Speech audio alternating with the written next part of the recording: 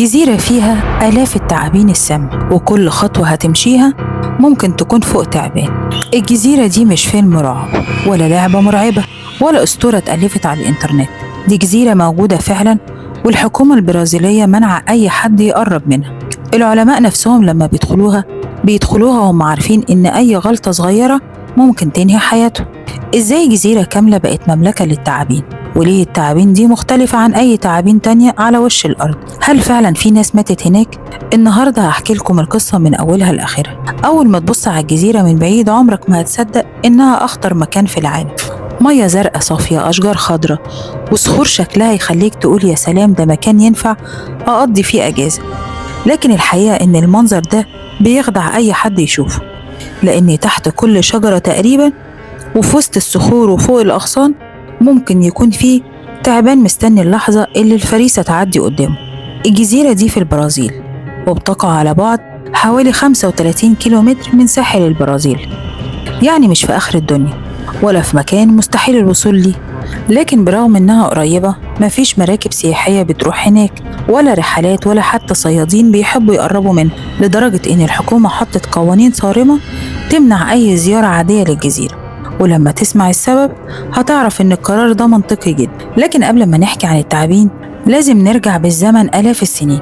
وقتها الجزيرة دي ما كانتش جزيرة أصلا، كانت جزء من الأرض، والحيوانات كانت داخلة طالعة عادي جدا، والتعابين كانت مجرد جزء من الطبيعة. لكن بعدها حصلت حاجة غيرت كل شيء. انتهى العصر الجليدي، وبدأ الجليد الضخم يدوب، ومستوى البحر ارتفع بالتدريج لحد ما المية فصلت قطعة الأرض دي عن البرازيل. وفي لحظة التعابين لقت نفسها محبوسة، لا تعرف تخرج ولا أي حيوان كبير يقدر يدخل. ومن هنا بدأت واحدة من أغرب قصص التطور في العالم. في البداية عدد التعابين كان قليل جدا، لكن سنة بعد سنة وجيل بعد جيل بدأ العدد يزيد، ومفيش مفترسات بتاكلها ولا بشر بيستدوه ولا أي حاجة توقف تكاثرها، لحد ما الجزيرة بقت كلها تقريبا تحت سيطرته. بس هنا ظهرت مشكلة جديدة، إيه اللي هياكلوه؟ وده السؤال اللي غير شكل التعابين للأبد. التعابين بعد ما الجزيرة انفصلت عن الأرض بقت محاصرة، ومع الوقت الحيوانات الكبيرة اختفت من الجزيرة، لا أرانب ولا غزلان ولا حتى فران بالعدد اللي يكفي إنها تعيش عليه. يعني ببساطة التعابين بقت مهددة بالموت من الجوع. لكن الطبيعة دايما بتلاقي حل. كل سنة آلاف الطيور المهاجرة كانت بتعدي فوق الجزيرة، وبسبب التعب من السفر كانت بتنزل ترتاح شوية فوق الشجر، وكانت فاكرة إنها لقت مكان آمن، لكنها ما كانتش تعرف إنها نزلت وسط جيش كامل من التعابين. أول ما الطائر بيلمس الغصن التعبان بيكون مستنيه، ولدغة واحدة وخلاص. لكن في مشكلة، الطيور بتطير، يعني لو السم اشتغل ببطء الطائر هيهرب والتعبان هيجوع. ومن هنا حصل أغرب تطور. جيل بعد جيل التعابين اللي كان سمها أسرع هي اللي كانت بتعرف تصطاد أكتر، واللي بتصطاد أكتر بتعيش أكتر وتخلف أكتر. أما التعابين الأضعف فكانت بتموت. وبعد آلاف السنين بيظهر نوع جديد يعتبر أخطر ساكن في الجزيرة كلها، اسمه التعبان الذهبي رأس الحربة. وده مش مجرد تعبان سام، ده واحد من أخطر التعابين في العالم كله. لونه قريب للذهبي وبيساعده يستخبى وسط أوراق الشجر، وطوله ممكن يوصل لحوالي 70 سنتيمتر أو أكتر. لكن ما يغركش حجمه، لأن الخطر الحقيقي مش في الطول، الخطر في السم. سمه قوي جدا وبيشتغل بسرعة لأنه متطور مخصوص علشان يوقع الطيور قبل ما تلحق تطير. ولو لدغ إنسان ممكن يسبب إصابة خطيرة جدا ويحتاج المصاب لعلاج طبي عاجل. وده السبب إن العلماء بيتعاملوا معاه بمنتهى الحذر. دلوقتي يمكن تسأل، طب هو عددهم قد إيه؟ زمان كانت في أشعة منتشرة بتقول إن في تعبان كل متر مربع، والناس كانت بتكرر الرقم ده في كل مكان. لكن العلماء لما درسوا الجزيرة قالوا إن الرقم ده مبالغ فيه.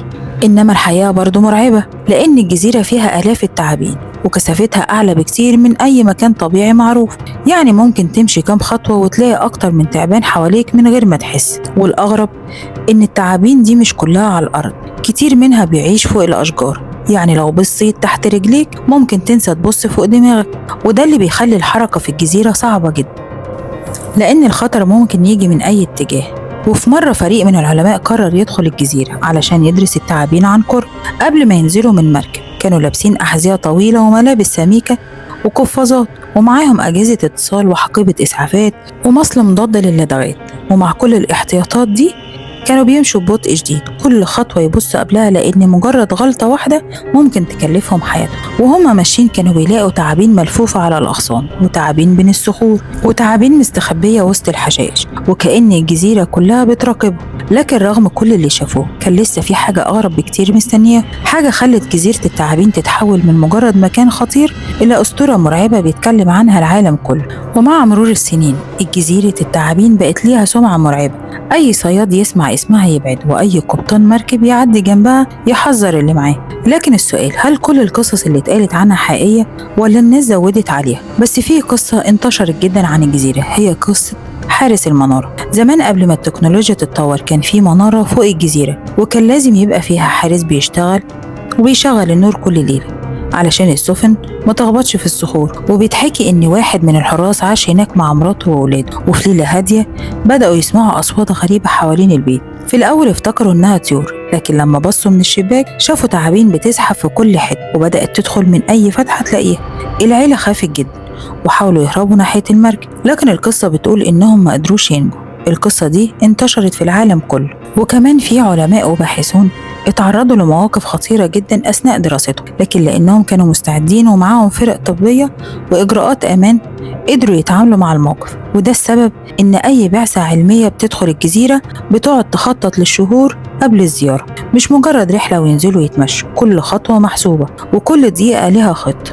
والغريب إن رغم كل الخطر ده في ناس كانت بتحاول تدخل الجزيرة بإرادتها، مش مغامرين ولا صناع محتوى لكن مهربين.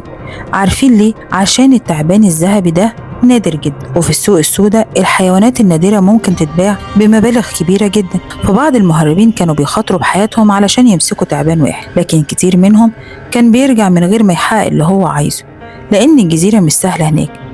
انت مش اللي بتدور على التعبان، التعبان هو اللي ممكن يكون شايفك قبل ما انت تشوفه. يمكن دلوقتي نقول طيب ليه ما يلبسوش بدلة واقية وخلاص؟ للأسف الموضوع مش بالسهولة دي، لأن الجزيرة مليانة أشجار كثيفة وصخور وأماكن ضيقة جدا، والتعابين بتعرف تختفي بشكل يخلي حتى الخبراء يلاقوا صعوبة في ملاحظتها. يعني ممكن تمد إيدك تمسك فرع شجرة وتكتشف إن الفرع اللي مسكته كان تعبان، وممكن تقعد تصور قدامه وفي نفس الوقت يكون في تعبان فوق دماغك وانت مش واخد بالك. وده السبب ان العلماء بيمشوا ببطء شديد جدا وبيبصوا حواليهم كل ثانية. وبكده يكون عرفنا كل حاجة عن جزيرة التعابين. يا ترى تقدر تقضي يوم واحد هناك ولا عمرك ما تدخلها؟